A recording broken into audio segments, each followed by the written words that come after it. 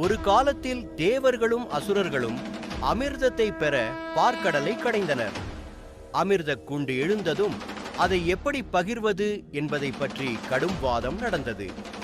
அசுரர்கள் அமிர்தத்தை தவறாக பயன்படுத்தக்கூடும் என்ற பயத்தில் தேவர்கள் விஷ்ணுவை பிரார்த்தனை செய்தனர்.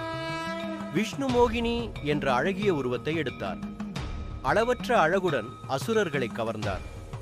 மோகினி, நான் நியாயமாக அமிர்தத்தை பகிர்வேன் என்றார். மயங்கிய அசுரர்கள் அமிர்தத்தை அவரிடம் ஒப்படைத்தனர். மோகினி அமைதியாக தேவர்களுக்கு மட்டும் அமிர்தத்தை வழங்கத் தொடங்கினார். அசுரர்களில் ஒருவரான ராகு தேவராக மாறி அமிர்தம் குடிக்க முயன்றார். உடனே மோகினி அதை கவனித்து அவரது தலையை வெட்டினார். ஆனால் ஒரு துளி அமிர்தம் ராகுவின் உதட்டில் தேடந்ததால் அவரது தலை அமரத்துவம் அடைந்தது. தேவர்கள் பலம் பெற்றதும்